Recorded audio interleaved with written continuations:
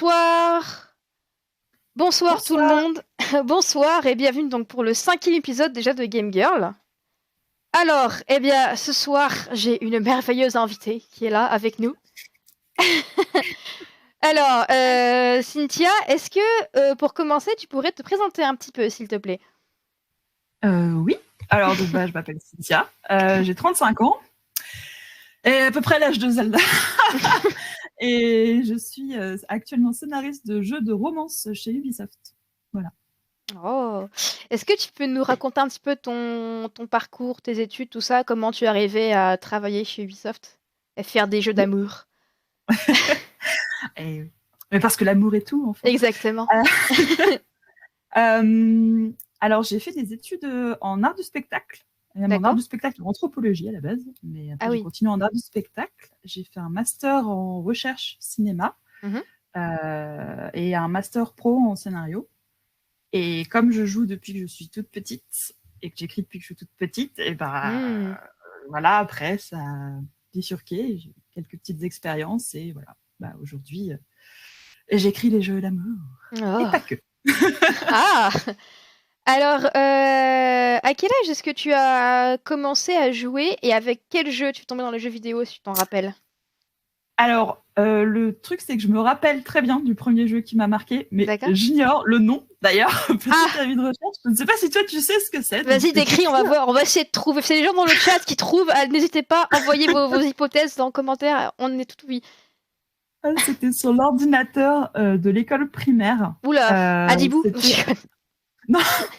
Et c'était un jeu. Alors, moi, dans ma tête, il s'appelait Android. Mais alors, j'ai fait des recherches et il n'y a aucun jeu qui s'appelle Android, apparemment. D'accord. Et où c'était des petits bonhommes qui devaient échapper à d'autres bonhommes en creusant des trous et qui devaient ramasser des cadeaux. Et c'était vraiment. Enfin, moi, c'était. Tu devais ramasser des cadeaux. Ouais, et je ne sais pas ce qu'est ce jeu. Parce qu'au début, quand tu m'as dit des bonhommes qui doivent s'échapper en creusant, moi je dis peut-être c'est Lemmings, mais ramasser des cadeaux, non, c'est pas Lemmings. Du coup, avis de recherche à la population. Voilà. Si quelqu'un a une idée du titre, parce que franchement, ça me dit rien du tout. D'accord, effectivement. Et puis là, je sais pas quel âge il avait, parce qu'en plus, je pense c'était sur un PC qui était déjà, je pense, vieux à l'époque, donc je sais pas de quand date. Mais ouais, il y a eu ça, et en parallèle, je jouais à la NES chez des copains de classe ou mes cousins. Et évidemment, après, j'ai réclamé une Super Nintendo. Donc, ma première console officielle, c'est la Super Nintendo, mais bon, je jouais à la NES à côté chez les autres. Voilà. D'accord. Et du coup, donc tu jouais avec des copains à toi. Il y avait que toi comme fille ou il y avait des garçons, des filles? C'était mixte ou pas trop? Alors, quand j'étais toute petite, disons que dans mon école, c'était plutôt des garçons. D'accord. Après, j'avais la chance d'avoir, j'ai une partie de ma famille qui est à Montpellier, j'ai des cousins, cousines là-bas, et j'avais notamment une cousine qui jouait beaucoup avec moi, et notamment, on jouait beaucoup, par exemple, à Donkey Kong. Ah. Et genre, c'était genre, on adorait ça, et donc, non, moi, dans ma tête, c'était vraiment, bon, tout le monde jouait, quoi. Voilà. D'accord. Ouais. Et tu t'es jamais pris de remarques de la part, je sais pas, de tes parents, ton entourage ou quoi, parce que t'étais une fille qui joue aux jeux vidéo? Si. Au collège, en fait, le problème, c'était au collège. Donc, alors, je suis née en 86. Donc comme mon frère, ok, donc je situe à peu près. Et au collège, c'est arrivé une fois. Alors, je précise que depuis, je suis passée par-dessus, tout va bien, tout va très bien. D'accord. Mais c'est arrivé une fois, par exemple, qu'on me casse la figure au collège parce qu'il y a des garçons qui ont décidé que, en fait, on peut te taper parce que t'es pas une fille, parce que les filles, ça joue pas aux jeux vidéo. Et comme je jouais aux jeux vidéo, et ils se disaient, en fait, t'es pas une vraie fille, donc on peut te taper. Ce qui, je pense, aujourd'hui, est un truc hallucinant. Voilà. Et voilà. Donc, non, tout va bien. Personne ne me frappe aujourd'hui pour jouer aux jeux vidéo.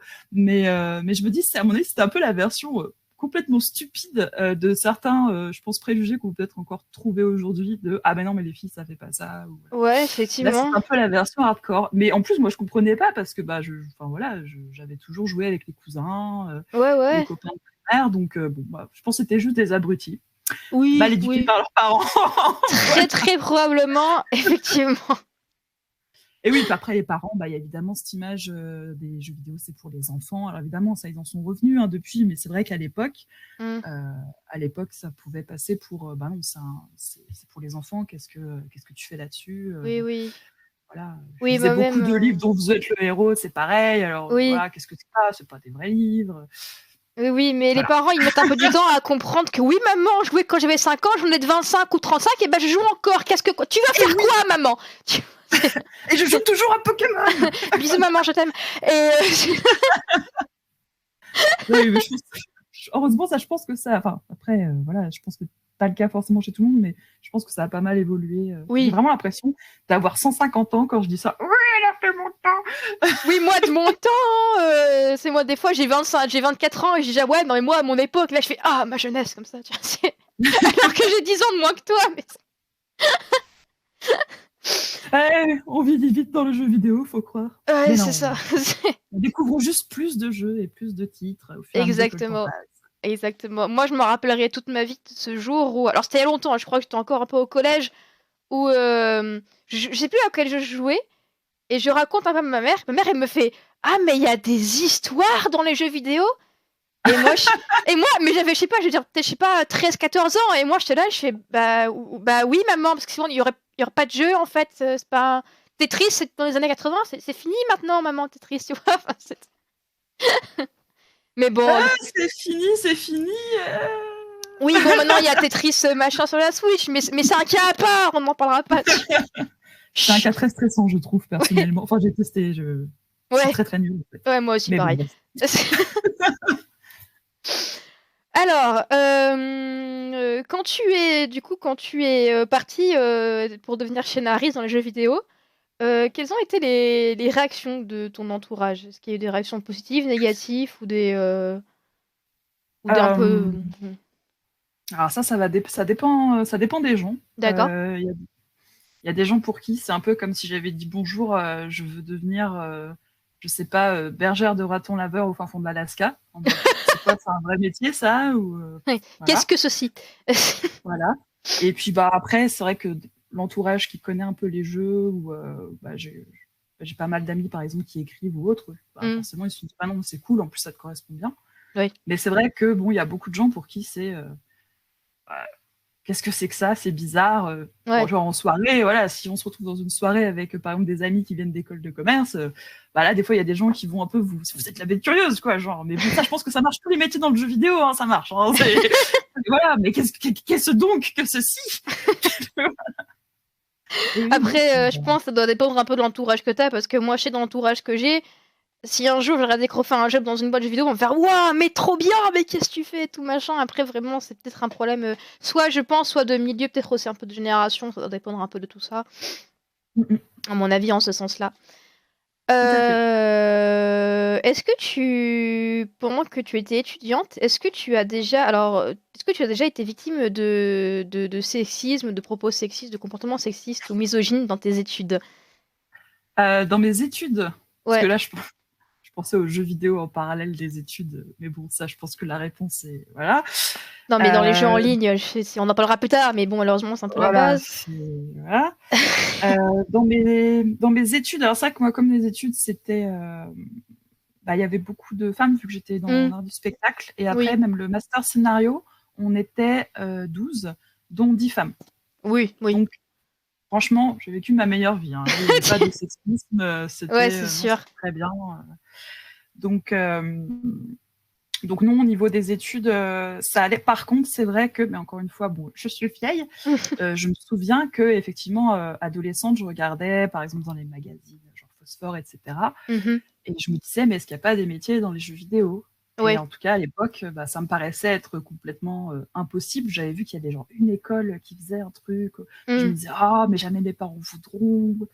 Et donc, en fait, ça me paraissait, oui, enfin, c'était comme si j'avais dit à mes parents, je veux devenir footballeuse professionnelle, en fait. Je pense qu'ils m'auraient regardé bizarre. Ouais. Donc oui, non, je me disais, c'est pas pour moi. Et effectivement, j'avais peut-être encore cette idée dans la tête de les jeux vidéo. On peut y jouer si on est une fille, mais malheureusement, je le regrette, à l'époque, je pensais que les créateurs de jeux vidéo et toutes les personnes qui y contribuaient étaient forcément des hommes. C'est exclusivement masculin, ouais. Et voilà, j'avais cette idée en tête, en fait. D'accord. Et que c'était pas possible d'aller travailler dans les jeux vidéo. Donc, je me suis pas orientée vers là d'abord. Donc, évidemment, c'est de la bêtise, hein. Enfin, c'est de la bêtise, c'est le manque d'informations à l'époque, etc. Voilà. Oui. Donc, c'est évidemment faux. Voilà, s'il y a besoin de le rappeler. Heureusement. Les temps changent, évidemment. heureusement. Donc, je pense que non, en fait, c'était moi qui étais j'étais ma principale ennemie sexiste, on va dire, je pense. Oui, tu t'es mis tout seul des barrières, en fait. Ouais. D'accord. Ouais. Parce que de ce que tu vois, tu te dis, ah putain, c'est pas un truc pour les meufs, du coup, je peux pas y aller, en fait. Bah oui, je me disais, non, enfin, je me sentais pas légitime, je me sentais un peu ridicule à l'idée de, ouais, mais qu'est-ce que tu veux aller faire des études dans le jeu vidéo, enfin voilà quoi. Ouais, d'accord. Donc bon, ce qui est encore une fois une aberration, mais bon. Et d'ailleurs, dans mes expériences passées, par exemple, j'ai travaillé dans une start-up donc, de réalité virtuelle qui faisait un jeu un peu, on va dire, un jeu en coopération, un peu type fantasy. Par exemple, là, l'équipe, donc il y avait des hommes et des femmes, on était tous très jeunes, je pense que j'étais une des doyennes, et il n'y avait pas la question, je veux dire, jamais personne se posait la question de non, mais faut pas une femme à tel poste, faut pas un homme à tel poste, je veux dire, c'est... Ouais, c'est... Voilà, non, quoi. ouais, c'est... Ouais. Et même aujourd'hui, là, dans mon équipe, on est... toutes mes supérieures sont des femmes. Ah. Et par exemple, on est 4 scénaristes en interne, et il y a 2 hommes, 2 femmes. D'accord. Donc, du coup, c'est bien, c'est mix. Parce qu'en plus, genre, c'est 4 scénaristes sur le même jeu? Sur des jeux différents? Non, ça dépend. Il y a des jeux où des fois on travaille à plusieurs, et il y a des jeux où on travaille toujours avec d'autres membres de l'équipe, évidemment. Mais des fois, on peut être 2 scénaristes sur un même jeu, et des fois, on va être un scénariste avec une script doctor, avec toujours. D'accord. Et nos narrative designers sont actuellement 3 femmes et un homme. Voilà. D'accord, ok. Et du coup, là, tu travailles dans les... Donc, du coup, tu m'as dit dans les postes élevés, il y a des femmes aussi, des femmes et des hommes. Tout à fait. Oui. Alors, les 2 têtes de notre studio, par exemple, que ce soit côté business ou côté direction créative, ce sont 2 femmes. D'accord, voilà. Ok. Bah écoute, super, hein, parce que c'est pas partout, donc c'est cool. Du coup, bon, je pense qu'on a déjà eu un peu la réponse, mais est-ce que tu as déjà, du coup, été victime de sexisme sur ton lieu de travail ou témoin de comportements sexistes sur ton lieu de travail? C'est déjà arrivé? Pas dans mon travail actuel, je dirais, au niveau du sexisme, mais dans des... Oui, dans des anciens boulots, oui. Oui, je pense, pour le coup, un petit peu lié aux jeux vidéo. Ouais. Un peu, beaucoup. À un moment, je faisais de la modération sur une communauté d'un jeu en ligne. Et c'était très compliqué parce que, évidemment, je vais garder tout ça anonyme. Oui, bien sûr. Dans les supérieurs, même, il y avait des... En fait, il y avait un peu des personnes presque qui nous encourageaient, en fait, à ne pas poser de barrière, en fait, aux joueurs. C'est-à-dire qu'à partir du moment où on était des femmes, potentiellement, ça pouvait plaire aux joueurs d'entendre des voix femmes, etc. Et donc, ils allaient dépenser plus. Ouais. C'est une des raisons pour lesquelles je suis partie de ceci. D'accord. Voilà. Ah oui, effectivement. Donc c'est... Bon, voilà, il y a un peu des fois des choses un peu étranges. Pareil, je pense que ça a évolué depuis, voilà, pour le spell. Oui. Mais c'était pas tout le monde, évidemment. Il y avait aussi des personnes très très bien dans l'équipe, comme il y avait des joueurs tout à fait respectueux, évidemment, la grande majorité. Oui, heureusement, sinon on s'en sortirait pas. Voilà. Exactement. Voilà. D'accord. Mais oui, mais c'est quand même des choses qui sont toujours assez désagréables et puis on ne sait pas trop comment réagir. On peut avoir un peu l'impression de devoir jouer un rôle de ah bon, je dois jouer rôle de femme. Ouais. C'est très étrange. Mais voilà. Moi, en fait, quand j'entends ça, j'ai l'impression, c'est limite on t'a dit sois une paire de seins, tu vois, genre. Oui, tu vois. C'est pas très valorisant. Quoi. Ouais, tu m'étonnes. Il y a quelqu'un dans le chat qui demande peut-on connaître le nom du jeu dans lequel tu es scénariste? Ah, les jeux de romance sur lesquels je suis scénariste actuellement. Oui. Ce sont des jeux Is It Love sur téléphone mobile. Ces trucs-là. D'accord, oui, je vois ce que c'est. Tout à fait. Et donc là, par exemple, La dernière histoire sur laquelle je travaillais, c'est Ryan saison 3. Ça ne vous dira rien si vous n'avez jamais joué à ce type de jeu. Voilà. On a principalement des joueuses en France, en Allemagne, au Brésil. D'accord. J'ai jamais joué, mais je vois très souvent des pubs pour ces jeux-là sur le Maître quoi. Ouais, d'accord, je vois ce que c'est. Ah, ok, bah pas mal. Ok. Si au cours de ta carrière, tu avais eu la possibilité de ne travailler qu'avec des femmes, exclusivement avec des femmes, est-ce que tu l'aurais fait ou pas? Oui, si c'est approprié au projet. Enfin, c'est sûr que si c'est un jeu sur qu'est-ce que la masculinité aujourd'hui, je trouverais pas ça approprié de travailler avec des femmes. Mais sinon, oui, non, ça ne me dérange absolument pas. Par exemple, j'ai une amie qui avait lancé, elle avait lancé un fanzine geek au féminin. Ça appelait Ma Geek, puisqu'on va sortir un dernier numéro bientôt, mais après on arrête. Et on était quasiment que des femmes à rédiger là-dedans. Et justement, l'idée, c'était à la base, par exemple, de faire un magazine avec justement ce qu'on avait envie de lire, parce que souvent on trouvait que les magazines geeks, en tout cas à l'époque, étaient tournés que vers les hommes. Oui. Et donc on avait envie de moi ça me dérange pas en fait de travailler qu'avec des femmes. Enfin, je vois pas disons que voilà, je vois pas le souci dans la mesure où en fait ce qui compte ça va être comment les gens s'entendent et les compétences des personnes en fait. Après c'est vrai que dans les jeux vidéo souvent ça va être il y a comme souvent beaucoup d'hommes à certains endroits, mais bon, après, ça dépend des équipes. Hein. Par exemple, voilà, d'accord. L'équipe où je suis, il y a une grande mixité, donc. Mais non, pas de problème avec ça. Ok. On a une question du chat, il y a quelqu'un qui demande quels sont tes jeux préférés? Oh Alors, je pense que mes jeux préférés, je pense que ma plus grosse claque ever est très très classique, c'est Ocarina of Time. Voilà. Petit jeu underground. Pas très connu, hein, oui, non, c'est pas très très connu. En termes de MMO, Ragnarok Online, j'ai passé beaucoup d'années, c'est un MMO coréen. Je connais de nom, moi, mais...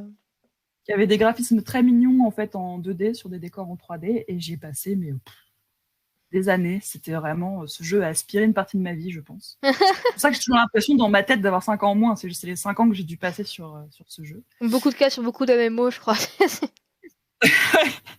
Et sinon, j'ai un énorme faible aussi, j'y rejoue très régulièrement dans le genre vieux jeu, Heroes of Might and Magic 3. D'accord. Pareil, je sais pas pourquoi, ce jeu-là, j'y rejoue régulièrement. Mais sinon, après, il y a plein de jeux que j'adore, évidemment. Oui. Mais je pense que ceux qui m'ont vraiment énormément marqué, ça va être ceux-ci. Voilà. Ok. Et ce fameux premier jeu que je ne sais pas comment il s'appelle. Bah oui, putain. Je le trouverai peut-être un jour. On y croit, lâche pas l'affaire. Alors, toi, du coup, on va parler de ton expérience en tant que joueuse maintenant. Comment est-ce que tu perçois la représentation de la femme, enfin du genre féminin et des minorités dans le jeu vidéo? Alors, c'est une vaste question, oui. Où il y a eu pas mal d'évolutions. Pas encore assez, mais il y a eu pas mal d'évolutions. Enfin, après, ce n'est qu'un avis personnel. Moi, je sais qu'il y a quelque chose un jour qui m'a choquée. C'était la représentation des femmes dans les jeux de combat.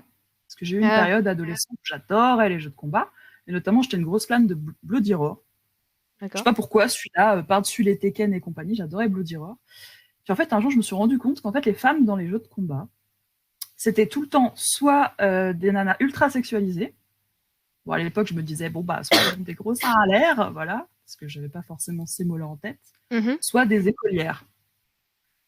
Et les hommes, eux, pouvaient être représentés par vraiment ce qu'ils voulaient, à savoir des mecs musclés, certes, mais aussi des personnes âgées, parfois des monstres, etc. Mais les femmes, non, elles devaient toujours être ultra... Et en fait, je sais pas, j'arrivais pas à mettre de mots là-dessus, mais c'est quelque chose qui me dérangeait au fond. Comme si on me disait, en fait, toi, en tant que femme normale, t'as pas ta place là. En fait, tu peux t'identifier que... Une femme ne peut exister que si c'est, une créature de fantasme, en fait. Ouais. Et je trouvais que c'était très, très marqué dans les jeux de combat, parce qu'à partir du moment où on se dit ça, on commence à regarder un peu partout. On se dit, c'est fou. Et je me souviens que la première fois que j'ai vu une femme qui était âgée dans un jeu de combat, c'était un Naruto, je crois. Il y avait une vieille marionnettiste. Et j'étais contente, je me disais, qu'est-ce que ça fait plaisir. Oui. Grand-mère Chiyo. Franchement, j'étais là, genre, mais en fait, non, mais c'est trop bien. Parce que, enfin, on nous permet de nous identifier à quelque chose de différent. Non pas que j'ai quelque chose contre les créatures de fantasmes femmes, il n'y a aucun problème. Il y a aussi des créatures de fantasmes hommes, c'est pas un souci. Gérald de Riff. Oui, mais qu'on ait la possibilité, le choix de... Voilà.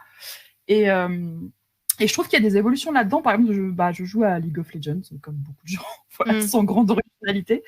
Et je sais que, par exemple, quand ils avaient sorti Rek'Sai, donc un monstre, et qu'un monstre femme, je me disais, c'est cool. Voilà. Pourquoi on ne pourrait pas jouer des monstres femelles et des vieilles dames, etc., etc. Enfin, je sais pas. Je trouve que, déjà, voilà, d'un point de vue physique, je trouve qu'on va vers du mieux, peut-être parce que, justement, il y a aussi, déjà, une prise de conscience, et peut-être plus de femmes aussi maintenant dans les jeux vidéo. Je sais pas d'où ça vient, j'avoue, là, mais j'ai l'impression que ça va dans le bon sens. Après, il y a encore des personnes qui, moi quand je vois justement des gens qui brandissent les boucliers dès que, oh là là, mais non, mais il y a trop de femmes dans ce film ou dans ce jeu, puisque ça marche aussi avec le cinéma. Hein. Oui. Ça me chafouine encore. Je me dis, mais les gens n'ont pas encore compris que, je me dis, le jour où les gens arrêteront de râler et qu'en fait, on aura des variétés de psychologie, des variétés de physique, de buts, de comportement, etc. Autant chez les femmes que chez les hommes, et que les gens voilà, ce sera cool quand les gens ne seront plus à dire oh là là, non, quoi, 3-0 une femme, mais non, à qui je vais m'identifier? Ah écoutez, nous on a fait ça pendant des dizaines d'années. Ouais, c'est ça, vous commencez pas à nous saouler, hein, nous on s'est merdé pendant... Exactement. Voilà, donc non, en fait, c'est... D'ailleurs, bon, après, là, là, je vais prêcher pour la paroisse des scénaristes, mais si l'histoire est bonne, normalement, que ce soit pour un jeu ou sur un autre support, si l'histoire est bonne et que vous êtes amené à vous identifier à un personnage, peu importe son sexe, en fait, parce que c'est pas ce qui est important, sauf dans certaines histoires où ça va être centré là-dessus, mais voilà, ce qui compte, c'est que la personne est... intrinsèquement et ce qu'elle va faire et ses actions et pas oh là là non c'est une femme ou oh là là non c'est un homme, je ne peux pas m'identifier, voilà.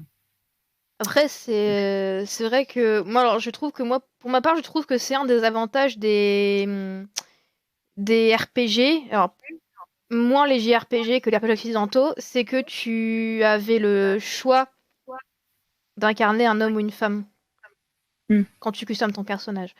Après, là, c'est en train de s'étendre un peu plus à d'autres jeux, genre Assassin's Creed, maintenant, ça y est, t'as le choix entre personnages masculins, féminins, donc c'est vrai que ça tend vers le... J'ai l'impression que ça tend de plus en plus vers le...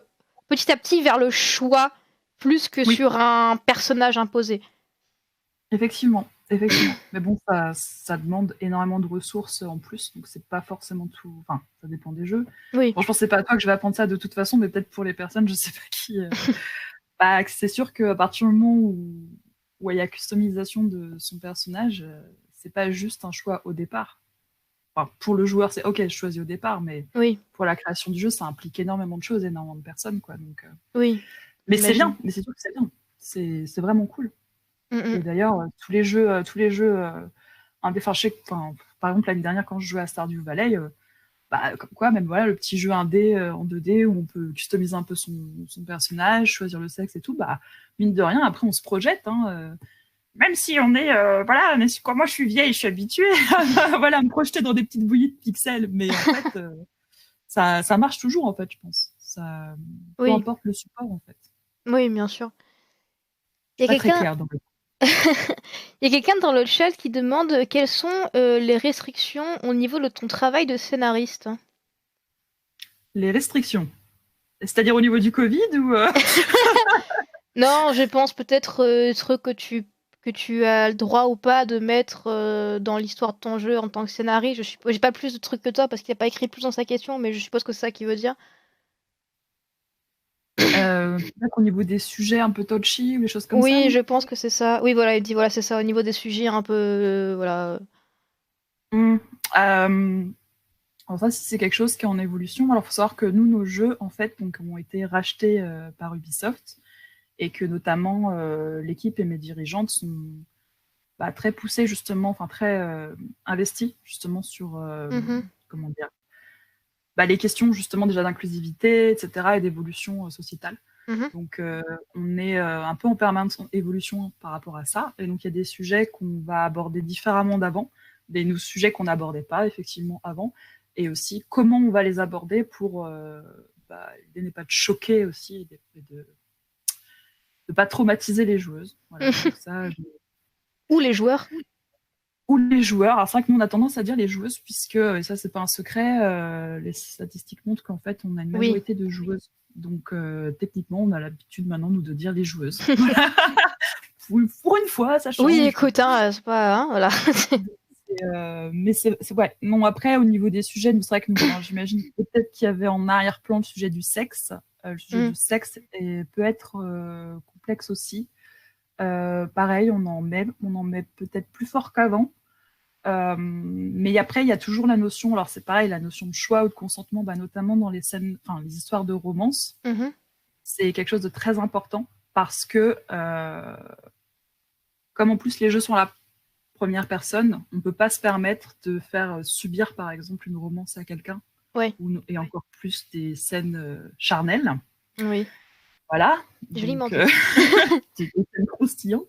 Donc il y a toujours la notion, effectivement, nous ce sont des jeux à choix, donc il y a toujours la notion de choix et de ce vers quoi on va, enfin voilà, qu'est-ce qu'on veut comme romance, vers quoi on se dirige, histoire que la joueuse ne se sente pas imposer les choses avec qui que ce soit. Voilà. Et qu'elle ait du croustillant quand elle a envie d'avoir du croustillant. Voilà, c'est ça. Voilà. Parce qu'on le rappelle, imposer, c'est pas bien. Le consentement, c'est cool. Exactement.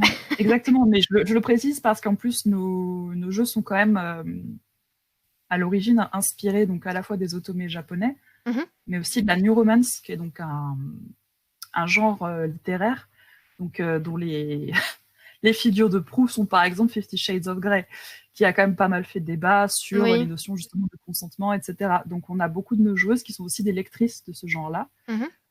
Mais bon, c'est pas parce qu'elles aiment ce genre-là qu'elles ont envie forcément de venir rechercher les mêmes erreurs que certains titres de ce genre-là. Ouais, bien sûr. Donc il faut faire attention à ça, et voilà. Mais bon, ça, l'équipe, voilà, mes collègues y veillent extrêmement bien. Nous, on a des textes qui sont relus par plusieurs personnes, etc. Donc voilà. Ok. Oui, c'est sûr que oui. Dans les jeux à choix, c'est mieux de... On le répète encore une fois, mais le consentement, c'est cool. Le consentement, c'est important. Et de ton point de vue, de ton expérience encore une fois personnelle, comment est-ce que tu perçois la place des femmes et du coup aussi des minorités, cette fois-ci, dans l'industrie même des jeux vidéo? Là, je dirais que c'est encore plus complexe que dans les jeux, parce qu'il y a ce qu'on sait parce qu'on l'expérimente. Donc, par exemple, voilà, moi, si je parle de mon équipe, si je me base que là-dessus, je pourrais dire nous, notre équipe, voilà, il y a les mixtes hommes-femmes. On a aussi des personnes de différentes orientations sexuelles, de différentes origines, etc. Donc, je pourrais dire donc tout va bien. Mais en fait, je sais que c'est pas le cas. Je le sais pour lire les news. Je le sais pour voilà, voir tout ce qui peut. En fait, je pense qu'il y a beaucoup de progrès aussi à faire de ce côté-là, évidemment. Et c'est vrai qu'après, au niveau de l'industrie, voilà, moi n'étant pas, je suis absolument pas manager ou quoi, donc c'est vrai que moi c'est des questions sur lesquelles je ne peux pas agir. Par contre, je sais que les autres collègues du côté créatif, par exemple, les narrative designers, les scénaristes et tout, on essaye aussi, par exemple, de faire passer cette idée-là même dans les jeux, justement. C'est-à-dire d'envoyer les bons messages. On n'est pas là pour faire la morale, mais c'est pas parce que c'est des jeux de romance que justement il faut oublier que, en fait, justement, les personnes qui vont jouer à ces jeux, on leur transmet aussi nos valeurs. Et donc, en transmettant nos valeurs, c'est aussi, mine de rien, comment les personnages vont réagir, qu'est-ce qui est acceptable ou pas. S'il y a un personnage qui fait une remarque sexiste en entreprise, par exemple, il y a d'autres personnes qui peut-être qui vont le reprendre autour, ou alors ce sera souligné que non, c'est pas normal que cette personne fasse ça. Donc voilà, au niveau de l'entreprise, comme je disais, moi, dans mes expériences, globalement, j'ai eu plutôt des bonnes expériences au niveau... de mixité et d'inclusion. Mhm. Mais je sais que c'est pas forcément le cas partout. Et voilà, bon, j'ai des amis qui ont travaillé à d'autres endroits, dans d'autres pays aussi des fois, donc parfois Ah oui. au Japon ou autre. Voilà, disons que bon, ça, mais je peux pas en parler à leur place, malheureusement, quoi. Et Mhm. j'avoue que je sais pas trop quoi faire à ce niveau-là. Mais c'est pour ça que les initiatives qui vont dans le sens de l'inclusivité, ben, c'est bien, et notamment au podcast, voilà. Merci. Mais du coup, j'ai vu ce que je vais te demander, c'est un peu emmerdant. Déguisant sapin de Noël, oui, c'est ce que m'ont dit mes parents aussi. Je sais pas, j'aime bien cette robe. C'est ça que tu voulais demander? Non, c'est une très jolie robe, il n'y a pas de souci. Non, c'est... oui, c'est ça. Tu as dit quand même tout à l'heure que c'était quand même assez flagrant qu'il y avait quand même de plus en plus de femmes qui travaillaient dans l'industrie du jeu vidéo. Et est-ce que tu penses, justement, ce dont on a parlé tout à l'heure, le fait qu'il y ait de la représentation du genre féminin dans les jeux vidéo, qu'elle tende vers le mieux, est-ce que tu penses que c'est dû au fait qu'il y ait peut-être justement plus de femmes dans l'industrie et que peut-être quand il y a des collègues qui disent ah bah on va faire une nana en bikini avec du 95W, peut-être qu'elles disent bah non, c'est pas cool, tu vois. C'est 85B, c'est bien aussi, ça suffit, tu vois. Bah oui, je pense que ça joue, mais je pense que ça joue aussi en termes de dialogue et de se rendre compte des choses. Enfin, je m'explique, c'est-à-dire que forcément, par exemple, s'il y a une équipe avec que des hommes et qu'ils ne se sont jamais forcément posé cette question, pas parce qu'ils sont mal intentionnés ou quoi, et quelqu'un arrive et leur ouvre les yeux là-dessus, bah, même après, s'ils sont que entre hommes, ils vont se dire ah oui, c'est vrai, mince, faut qu'on pense à ça. Oui. Tout simplement, si en fait on leur en a jamais parlé, il y a certaines personnes qui changent de position, désolé. T'inquiète. Il y a des personnes en fait juste qui se rendent pas compte. C'est toujours ça, c'est toujours la question de quand on n'est pas concerné, en fait, on se rend pas forcément compte. Ça ne fait pas de nous quelqu'un de mauvais. C'est juste, en fait, une fois qu'on s'est rendu compte, enfin une fois qu'on sait, on peut pas fermer les yeux. Et si on ferme les yeux, là pour le coup, on est coupable. Voilà. Et vraiment, je pense que oui, le fait qu'il y ait plus de femmes dans l'industrie joue, et le fait aussi que l'industrie prenne en compte aussi les joueuses. Le fait qu'ils se soient rendus compte que commercialement aussi, c'est hyper rentable. Là, je parle pour vraiment le monde entier. Hein, genre, ah ben oui, mais en fait, il n'y a pas que les mecs et les gamins qui jouent aux jeux vidéo. Purée, ouais, 50% du globe, c'est quand même bien comme part de marché. Ouais, c'est pas mal. Je caricature, mais bon, je pense que ça aide aussi, en fait. Même si c'est évidemment pour des raisons financières, je pense que ça aide au fait que oui, forcément, les femmes vont être plus écoutées et mieux représentées parce que ah ben oui, vous êtes une cible vous aussi. Voilà. Oui. Ça c'est la grande question de par exemple l'exemple que je prends souvent, c'est le jeu Hogwarts Mystery qui va sortir l'année prochaine. Je sais pas si t'en as entendu parler. Où la team de développement du jeu a annoncé que les joueurs qui veulent pourront créer un personnage transgenre, pourront se faire un avatar transgenre dans le jeu, et que ça avait été fait surtout entre guillemets en réponse au scandale sur des tweets transphobes de J.K. Rowling. Et après, moi je pense qu'il y a le côté de on va vers l'inclusivité parce que maintenant c'est comme ça, parce qu'il faut tendre vers l'acceptation de ces gens, de ces minorités qui sont différentes mais qui existent, et il faut les inclure parce que c'est des êtres humains, donc voilà. Et aussi le coup de comment dire, le côté marketing. Genre, regardez, vous avez vu comme on est une boîte trop inclusive et trop moderne. Regardez, il y a des gays et des transsexuels. Achetez notre jeu, tu vois, c'est un peu le côté genre. Déjà, on peut si tu dis transsexuel, c'est non, déjà. Non. Mais c'est du coup, je sais jamais trop. À chaque fois que je vois une boîte qui annonce ça, je me dis est-ce qu'ils font ça par, on va dire, conscience, entre guillemets «humaniste», ou est-ce que c'est un coup de com', ou est-ce que c'est ils se disent: «Bah, on fait d'une pierre deux coups», tu vois? C'est un peu le Je suis d'accord avec toi. Après, je me dis, dans ce cas-là, après, bon, c'est vraiment une vision personnelle. Je préfère potentiellement que pour le moment, il y ait des entreprises qui le fassent pour raison commerciale et qu'une fois que ce soit rentré dans les mœurs, après, bah, justement, ça devienne quelque chose tout simplement de naturel. oui. Et donc, les personnes concernées bah, n'auront plus à se sentir exclues parce que ce sera devenu quelque chose de naturel. Et si dans un premier temps, ça passe par ça a été fait pour des mauvaises raisons, mais finalement, la finalité sert des gens, aide Oui. des gens à être mieux représentés. Voilà. Après, je suis pas du tout concernée par tous les sujets, donc ma parole sera pas forcément valable, valide ou intéressante même. Voilà, c'est Mais vraiment un si, avis. c'est pas intéressant, tu serais pas là. C'est un avis de nana dans un bar PMU là en mode oui bah alors moi je pense que voilà.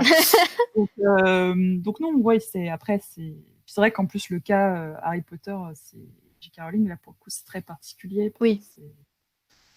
J'ai étudié les fans d'Harry Potter pour mon master. Ah ouais? Et leur rapport des adaptations des livres au film. Ok. Donc j'ai passé 2 ans à lurker une communauté poudlard.org Potterhead. en mode discret. Incroyable. Voilà. Et j'ai beaucoup observé les fans d'Harry Potter et c'est vrai que quand il y a eu l'affaire autour de J.K. Rowling, en fait j'ai senti mon cœur se briser pour eux en fait. Parce que comme j'avais passé 2 ans vraiment en immersion, je me suis dit mais ça doit être tellement terrible, je veux dire pour les personnes justement que enfin moi-même j'aime beaucoup les livres et les films, mais c'est vrai que c'est compliqué ces questions, c'est très très compliqué et j'approuve évidemment pas du tout ces propos, mais je comprends qu'il y ait des personnes qui soient je comprends que les personnes qui soient après impliquées dans le développement des jeux autour d'Harry Potter, ce soit très délicat comme question après à traiter pour eux, parce qu'on va les attendre au tournant. C'est normal vu ce qui s'est passé, mais effectivement, oui, ça doit leur valoir pas mal de cheveux blancs. Oui, dans les mecs qui font le jeu Harry Potter, je pense que maintenant ils sont un peu comme ça, tu vois. D'ailleurs, Hogwarts Mysteries, je croyais que c'était Hogwarts Mysteries, c'était le jeu sur téléphone mobile que j'ai pas trouvé génial d'ailleurs, personnellement. Non, c'est pas Hogwarts. Alors Hogwarts Mystery, c'est sur téléphone et c'est Hogwarts Legacy, c'est ça. Voilà, Legacy, ouais, j'ai confondu. Autant pour moi. Oui, c'est vrai, t'as raison. Hogwarts Legacy, oui, c'est ça. Oui. Mais c'est vrai que quand on parle sur le truc, moi, je prends aussi souvent comme exemple les Assassin's Creed, parce que le tout premier Assassin's Creed où il y avait eu le choix entre incarner un homme ou une femme, c'était Assassin's Creed Odyssey. Et c'était parce que Ubisoft avait dit cette fois-ci le héros ce sera une femme et puis voilà quoi. Il y avait toute une commune de fans un peu hardcore et peut-être aussi un petit poil macho misogyne sur les bords qui ont dit ouais mais nous ça fait des années qu'on joue Assassin's Creed et puis on joue un homme mais on n'a pas envie de changer gna gna gna machin. Ils avaient commencé un peu à râler. Et du coup, Ubisoft a dit bon ok, on vous met un mec et puis vous ferez votre choix et faites pas chier. En gros, c'était un peu ça. Quoi. Moi, je l'ai vu comme ça, mais et du coup, maintenant, depuis dans tous les Assassin's Creed qui sont sortis depuis Odyssey, on peut choisir. Donc en fait, c'est parti de une commune de gens vraiment pas cool, mais du coup, on est découlé un truc cool parce que maintenant, on peut choisir quand on fait un Assassin's Creed en fait. Donc de trucs pas cool peut finalement résulter des trucs sympas, dont notamment l'histoire J.K. Rowling, elle a fait des tweets qui sont vraiment pas très très très cool, hein, je pense qu'on peut le dire, et puis du coup ça a amené à un peu plus d'inclusivité au niveau du jeu qui va sortir prochainement quoi. Ouais. C'est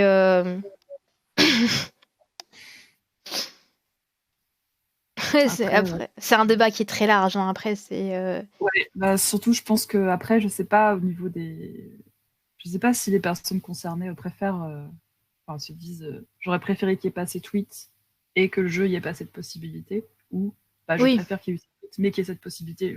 J'avoue, je sais pas. Ouais, ça après faudrait demander à une personne qui est vraiment concernée par le sujet, mais oui. C'est vrai que on avait parlé de ça avec une de mes invités qui disait que par exemple on avait parlé notamment de Lara Croft Et en fait, on disait, bah oui, ben Lara Croft, c'était une héroïne de jeux vidéo à une époque où les jeux étaient encore très centrés sur le côté c'est pour les mecs, donc du coup, tous les héros étaient des mecs, et Lara Croft est sortie.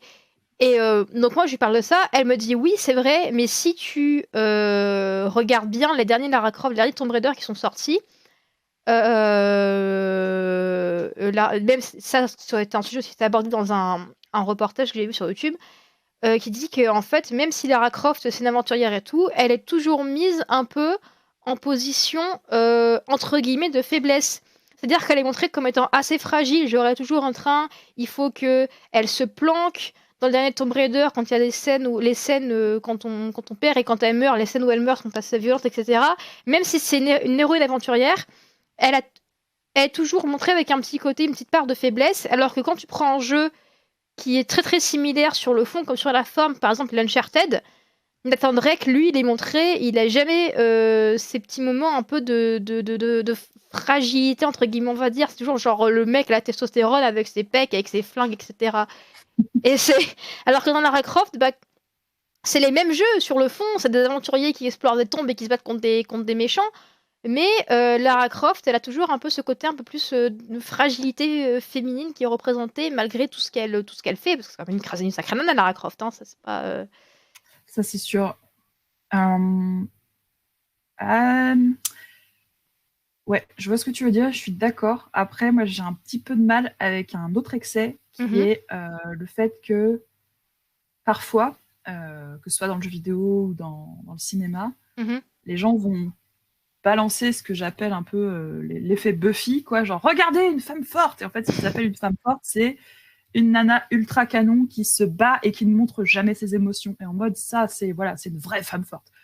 Et en fait, c'était bien comme progrès à une époque, mais maintenant je trouve que c'est un peu réducteur. Oui. Dans la mesure où, en fait, non, c'est pas parce qu'une femme des fois va pleurer ou va se cacher ou va avoir des problèmes que ce n'est pas une femme forte. C'est pas ça qui fait.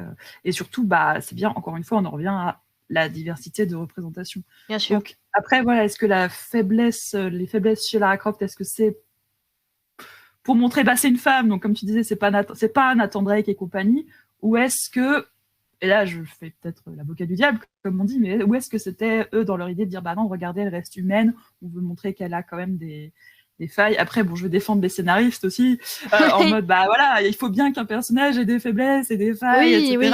Sinon, mais c'est vrai qu'il y a certains personnages masculins qui n'ont jamais de failles, et voilà. Oui, c'est hashtag Kratos, mais voilà. C'est te dire bonjour, je vais te planter mes pouces dans tes yeux. Oui, c'est ça. Non, mais Kratos, il transpire cette testostérone qui coule par terre. Enfin, je veux dire, à un moment, faut se calmer, messieurs, sur les représentations, mais... non, mais c'est un point de vue intéressant, tu vois, que oui, effectivement, la montrer simplement humaine, quoi. Parce que, comme t'as dit, genre, l'effet Buffy, une femme forte qui se bat sans montrer ses émotions. En fait, quand t'as dit ça, je me suis dit, en fait, genre, c'est vraiment l'archétype du, t'es un homme, et un homme, ça pleure pas, ça montre pas ses émotions, c'est fort. Et là, pareil, une femme qui montre pas ses émotions, parce que, voilà, en fait, non, juste montrer ses émotions, c'est humain, enfin, on n'est pas des robots, en fait, quoi. Donc, oui, c'est... effectivement, j'ai jamais vu une sorte comme ça. Analyse très pertinente, effectivement. Non, mais comme quoi, c'est vachement... Non, mais c'est vrai, non, mais comme quoi, c'est vachement intéressant de parler, genre, justement, avec des scénaristes, parce que toi, t'as peut-être voulu dire, ils ont peut-être pas voulu montrer que c'était une femme, mais juste que c'était, un être humain normal, quoi. Donc, ouais, c'est... Et j'ai jamais vu des choses comme ça. Il y a eu des traitements quand même sur Lara Croft qui n'ont pas toujours été très cool. Hein, comme on sait, la taille de poitrine qui grandissait, c'était pas pour montrer qu'elle était humaine. Hein, oui. Voilà. Où il y avait eu cette fameuse affaire sur la scène où on pense que... Alors moi, c'est vrai que j'ai pas joué ce Tomb Raider-là, mais où Lara Croft va se faire violer. Où il y avait Marlar qui avait fait un papier là-dessus, sur le fait qu'il y avait eu notamment un grand magazine de critique de jeux vidéo français où le mec avait fait un article en mode « Ah, c'est trop bien ! En mode Lara Croft va se faire violer, je suis trop excitée, je vais me palucher devant ma télé. » Quoi ? Qui a écrit ça ? J'ai pas vu cette histoire-là. C'était un article dans Joystick à l'époque, et donc Marlar avait fait un papier suite à ça, scandalisé. Et alors c'était ça devait être il y a 10 ans, je sais plus. Et alors ça avait été un tollé. Elle s'était pris des remarques agressives de la part de, enfin agressive, c'est un euphémisme, hein, de la part d'énormément de gamers masculins à l'époque qui avaient, enfin Marlar était devenue genre la féminazie, en gros, de ah là là, mais c'est bon, on peut plus rien dire, on peut pas, voilà, tout ça parce qu'elle faisait remarquer que non, en fait, critique de jeux vidéo, c'est pas dire bonjour, j'ai envie de me faire mon petit plaisir sur une scène assez limite, voilà, c'est pas ça qu'on attend d'un jeu vidéo. Voilà, et ça m'avait en fait, si cet épisode m'a marqué, c'est qu'à l'époque, je faisais partie d'une communauté Nintendo d'ailleurs, et je me souviens qu'il y avait eu un topic sur le forum qui était assez fréquenté à l'époque. Et il y avait eu un topic sur cette affaire, et où c'était juste en gros, regardez cette pipe de Marlar, ouais, c'est bon, allez l'insulter, quoi. Et moi, j'étais tombée des nues en mode, j'avais remonté le fil, j'avais lu l'article du mec et tout, et j'avais mis un post en disant, mais est-ce que vous vous rendez compte qu'en fait, là, vous avez même pas lu l'article, quelle critique, vous dites juste, ah, c'est bon, c'est une féministe qui nous emmerde, alors que... Nous emmerde, tu peux y aller. Voilà, elle nous emmerde. Et genre, vous allez l'insulter, alors que, en vrai, je suis désolée, moi, ouais, en tant que femme, ça me choque, en fait, l'article du mec. C'est super grave. Et alors là, dans le forum, c'était parti sur moi. Parce qu'en fait, on était très peu de femmes sur cette communauté à l'époque. Pas Nintendo en général, je parle juste de ce site. Et justement, ça a été, oh, mais non, toi aussi, t'es une féministe castratrice, en fait, et tout. Mais non, mais je vous dis juste que son article, il est à chier, désolé. Féministe castratrice, on dit que violer, c'est pas très Charlie, quand même, donc c'est... non, donc, monsieur, on ne fait pas ça. Oui, non, mais donc moi, ça m'avait vraiment choqué. Je sais que ça m'a marqué à l'époque parce que les gens qui m'avaient répondu, en plus, il y avait beaucoup de gens avec qui j'avais déjà fait des IRL, parfois d'une semaine à la campagne, qu'on s'entendait très bien et tout. Mais je m'étais jamais rendu compte qu'ils avaient pas certaines choses en tête, comme justement les femmes pouvaient l'avoir dans le milieu jeu vidéo, en fait. C'est que juste, en fait, juste vous vous rendez pas compte. Et d'ailleurs, des années après, j'ai un ancien camarade de ce forum qui m'avait envoyé un message en privé pour me dire qu'il se souvenait de cet épisode, etc. Et qu'en fait, entre-temps, avec ses amis, sa copine et tout, en fait, c'est les termes que lui, il employait, que en gros, son entourage l'avait éduqué, c'était son terme, et qu'il s'excusait de m'avoir parlé comme ça à l'époque parce qu'il n'avait pas compris le problème à l'époque, et maintenant, il voyait à quel point... Donc, c'est pour ça aussi que j'ai quand même foi en le fait que ça évolue, mine de rien, que voilà, que les rapports hommes-femmes autour des jeux vidéo, ça évolue et que ça va quand même vers du mieux. Après, je suis peut-être un bisounours, hein, mais... Non, voilà. Non, mais ça, les sens aussi, genre, c'est vachement bien que le mec, genre, que son entourage lui a dit que, bon, voilà, c'était vraiment un truc un peu hardcore et que il s'est rendu compte de sa connerie et que, du coup, après, il soit revenu vers toi pour te dire, pour s'excuser, quoi. Enfin, c'est vachement... C'est bien, quoi. Ça montre qu'effectivement, si on tend vers, justement, comme pour reprendre les termes de ton pote, là, vers l'éducation, ça va faire bouger les choses, quoi. Donc, ça montre que c'est important, en fait. Exactement, parce que lui, en fait, son entourage lui avait pas parlé de cette affaire en particulier, mais c'est lui, en fait, quand il a eu, je sais pas qu'est-ce qui s'est passé et que son entourage lui a fait la leçon, on va dire, mais moi, je vois un peu ça comme des grains de sable, en fait. Au début, on se dit, c'est quoi ce grain de sable, ça me saoule. Puis en fait, au bout d'un moment, on se dit, ah ouais, mais en fait, j'ai un petit tas de sable là quand même. Ah, ça vaut peut-être le coup que je me demande d'où il vient. Ouais. Je pense que c'est ça qui s'est passé dans son cas, c'est qu'à l'époque, moi, j'étais juste un grain de sable en mode, mais qu'est-ce que c'est que ça? Qu'est-ce qu'elle raconte? Puis en fait, quand il s'est rendu compte que ses amis, sa copine et tout, sur peut-être des cas similaires, lui ont dit, non, mais en fait, mec, t'abuses. Il s'est souvenu que, enfin, il a vu peut-être ça comme du sable, il s'est dit, ah ouais, le grain de sable à l'époque, en fait, c'était aussi un petit bout de ce tas-là, quoi. Oui. Ma métaphore est ultra pourrie, je suis désolée. Mais ouais, c'est pour ça que moi, je suis très naïve, mais je pense qu'effectivement, vraiment, toute remarque, toute chose à faire passer pour le mieux aux gens autour, c'est toujours bien. Si c'est à une personne, une fois, à un moment, on dit, ouais, mais c'est pas grave, la personne, ça va pas changer son avis. C'est pas ça, c'est pas une question de changer d'avis, c'est juste une question de, s'il y a des personnes qui sont blessées ou exclues, le signaler, le montrer aux gens, peut-être qu'à un moment, ils vont se dire, ah oui, en fait, merde, c'est vrai. Oui. Oui, c'est qu'en plus... Tout le monde peut, à son échelle, simplement en parlant aux personnes autour. Par contre, après, effectivement, ça peut être très usant et très fatigant, et Oui. encore plus pour les personnes qui ont un large auditoire ou qui ont des responsabilités, quoi. Oui. C'est vrai que il y avait l'exemple aussi, alors c'est pas dans le jeu vidéo, mais c'est un peu la même chose quand il y avait eu un petit tollé dans l'une des saisons de Game of Thrones, une dernière saison de Game of Thrones, où à un moment, bon, alors je vais dire spoiler alerte, mais bon, en même temps, vous faites chier, la série elle est vieille, hein. Voilà. Il y a une scène dans la saison 6 ou je sais plus 7, je sais plus trop laquelle, où Sansa se fait violer, hein. Il n'y a pas d'autre mot, c'est ça, c'est le se fait violer. Et il y avait eu voilà, vachement de gens qui avaient dit, mais on veut pas voir en fait des gamines de 15 ans se faire violer à la télé. Non, non, c'est pas. Voilà. Et du coup, il y avait plein de fans qui étaient montés en créneau en disant bah ouais, mais bon, la série est basée sur des bouquins, c'est une scène des bouquins, donc bon, voilà. Et moi, j'étais un peu dans le mode juste milieu, en mode, bah oui, genre, d'un côté, il faut le laisser parce que c'est dans les livres, mais ça aurait été peut-être mieux de, genre, juste le suggérer que de vraiment le montrer. Comme ça reste parce que c'est une partie, voilà, c'est un truc important dans les bouquins, mais la scène est suggérée parce que, en fait, tu sais pas qui peut regarder cette série. S'imagine, il y a juste une nana qui est là, qui est fan de Game of Thrones, qui a vécu une agression sexuelle dans sa vie, puis elle voit ça, bon, bah, ça la met pas bien, quoi. Ça peut faire remonter les traumatismes, etc. chez les gens, donc c'est pas cool. Et je me rappelle que ça m'avait beaucoup choqué. On parlait de ça. Ma mère était, pareil comme moi, une très grosse fangirl de la série. Et, euh, et mon père a pas vraiment réussi à accrocher. Il y a quelques saisons, après, il avait un peu lâché prise. Et un soir, on parlait de ça. Alors, je précise, j'adore mon père, hein. Mes parents sont des gens qui sont très, très vachement, on va dire, modernes à certains points. Genre, mon père, il m'a toujours dit, non, mais tu sais, franchement, les mecs, c'est comme les mulans, hein, t'en tas de plusieurs avant de trouver le bon, etc. C'est des gens qui sont assez ouverts et assez modernes sur ces sujets-là. Mais ce soir-là, on parlait de ça avec ma mère.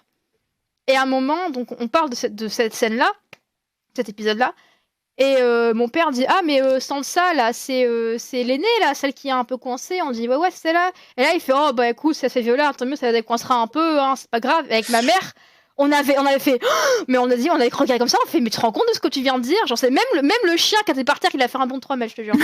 Histoire vraie. Et genre on était là, on a fait mais tu te rends compte de ce que j'ai dit, enfin c'est non, enfin on dit pas des trucs comme ça quoi. Enfin ma mère et moi on était en mode mais oh qu'est-ce que non c'est et après, mon père, sur le coup, il a dit oh, bah écoute, on l'avait dit, bah non, ça va pas en fait, c'est genre, c'est super grave ce que t'as dit. Et puis bon, après, il a dit oui, bon, bah d'accord, pardon, etc. Mais ouais, des fois, c'est juste les gens qui se rendent. Enfin, surtout les hommes, plus que les gens, en fait, qui se rendent juste pas compte, en fait, quoi, de ce genre de la portée ou de l'impact que ça peut avoir, ce genre de choses, en particulier sur le public féminin. Et d'autant que justement, ton exemple de Sansa est bien pris parce Ah, qu'il disait que dans la dernière saison, justement, à un moment, elle parle en fait de tout ce qui lui est arrivé. ouais, Et elle a l'air de dire en gros, bah quelque part en fait, voilà, c'est bien ce qui m'est arrivé parce que c'est comme ça que je me suis renforcée, c'est comme ça que je suis devenue la femme que je suis aujourd'hui en gros quoi. Et l'actrice disait qu'en gros, elle avait eu énormément de mal à dire ces phrases parce qu'elle n'était pas d'accord avec ça et que ça donnait le message de ah bah oui mais en fait voilà quand t'as vécu un viol et enfin des viols et compagnie c'est bien ça te renforce tu vois c'est ceux qui te tuent pas te rend plus fort donc ouais. voilà et qu'elle était pas d'accord avec ça mais bon je pense qu'il y a beaucoup de choses dans la dernière saison avec lesquelles beaucoup de gens ne sont pas d'accord mais voilà j'avais trouvé ça intéressant de me dire que bah même l'actrice était là genre salut je vais essayer de dire un peu partout que je suis pas d'accord avec cette vision de romantiser un peu le côté genre romancer oh là là oui mais voilà une vraie femme forte si elle n'a pas vécu un viol et qu'elle n'a pas passé par dessus ce n'est pas une vraie femme forte. Ouais. Oui alors en fait il y a aussi des femmes que ça va briser et ça fait pas d'elles des femmes qui sont pas fortes, Ouais. ça fait juste Oh des merde, femmes avec qui on a attends, je crois que j'ai un problème de connexion avec mon Twitch. Alors attends 2 secondes. S'il y a des gens dans le chat qui m'entendent encore, est-ce que vous pouvez me dire si ça fonctionne correctement? Parce que moi, j'ai pas l'impression. What is happening? Parce que. Mhm. Ah oui, ok. Ok, c'est bon, c'est bon. Ok, autant pour moi, c'est bon. Donc, Ok, ça marche. Je peux continuer, excuse-moi. Tout va bien. C'était un peu ça. Moi, j'ai plus aucun retour. Je suis en mode, qu'est-ce qui se passe? Mais c'est bon, vas-y, tout va bien. Tu peux continuer, excuse-moi. Non, mais j'ai fini. D'accord. J'ai fini. Vas-y, t'as fini, alors, ouais. C'est surtout... Ouais, il y a un commentaire qui dit « La suggestion de l'idée qu'elle se soit faite violer est bien plus impactante que le montrer crûment. » Je suis complètement d'accord. Oui. Parce que parfois, genre, suggérer est bien plus impactant que de montrer. Oui. Et le choix et ce qu'on montre, en fait, parce que quand les gens disent « Oui, cette scène est dans le livre, il faut la mettre », oui, mais après, la question est comment vous la mettez. C'est ça, exactement. Voilà, selon l'angle de caméra, la lumière, le moment, les répliques, la musique, tout, la durée, il y a énormément de paramètres. Et tous ces paramètres-là, en fait, ça va montrer ce que vous... En fait, au-delà de la scène que vous allez montrer, ça va montrer ce que les producteurs et ce que les gens derrière la série veulent montrer aux spectateurs. Ils se sentent mal à l'aise. C'est soit que vous vouliez les mettre mal à l'aise, soit que vous avez voulu faire un truc un petit peu...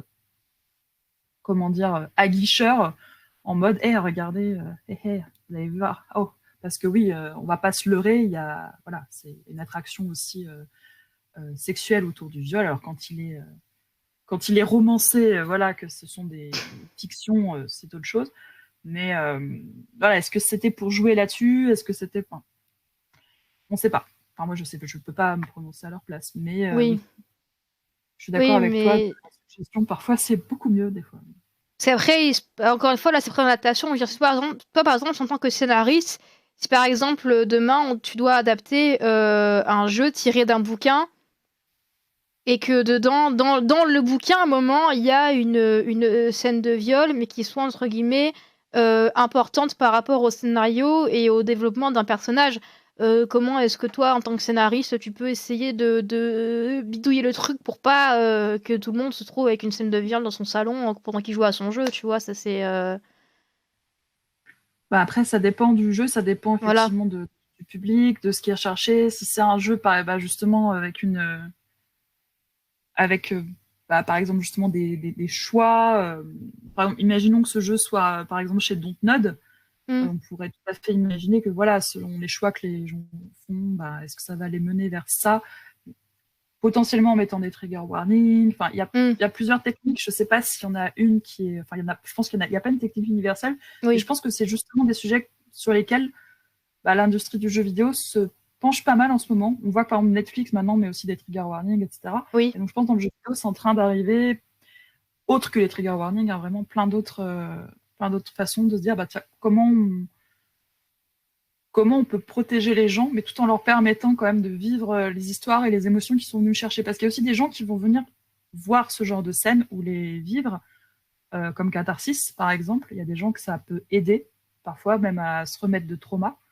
Un peu comme par exemple dans la réalité virtuelle, il y a des utilisations de la réalité virtuelle pour traiter les phobies, par exemple les araignées ou autres, et où ça va aider à traiter ça. Et je pense, après encore une fois c'est peut-être naïf, mais que parfois justement assister à des scènes dures dans un jeu vidéo et les vivre, ça peut des fois à se relever de ses propres traumas, qui soient similaires ou qui soient parfois éloignés, mais en l'expérimentant de façon safe. Enfin, cette fois, genre, voilà, ça reste dans l'écran. Mais effectivement, chaque personne va réagir différemment. Donc, il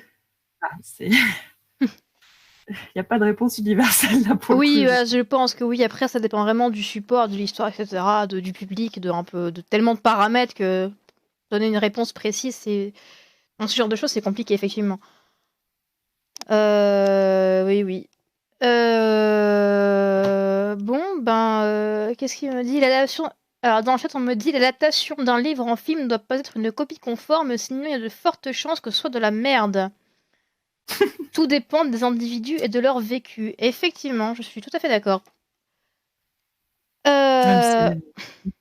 Oui. Et le format aussi, parce qu'en fait, à la base, bien sûr. l'écriture d'un livre, c'est pas la même chose que l'écriture d'un film.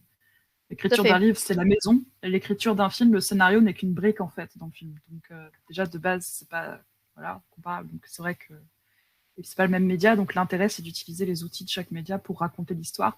Et c'est vrai que moi, j'ai tendance à dire, mais encore une fois, opinion totalement personnelle, Si une œuvre est génialissime sur un support, en jeu vidéo, en film ou en livre, il y a de fortes chances que son adaptation déçoive, parce que si elle était génialissime sur ce support, ça veut dire que justement les créateurs avaient très bien choisi le bon support pour cette histoire-là, et que donc justement le mettre sur un autre support, Oui. ça sera moins bien. Les jeux à licence, c'est rarement des jeux de qualité. Il y a des exceptions, hein, bien sûr, mais les jeux à licence, bon, c'est des exceptions, il y en a. Genre, il y a quelques jeux Harry Potter qui ont été très bien. The Witcher, c'est tiré d'une saga de bouquins, c'est des très bons jeux. Mais après, bon, pour moi, c'est des exceptions qui confirment la règle en soi. Mais voilà. C'est vrai. Ouais. Bon, écoute, on a fait un bon petit tour du sujet, hein, c'est pas mal.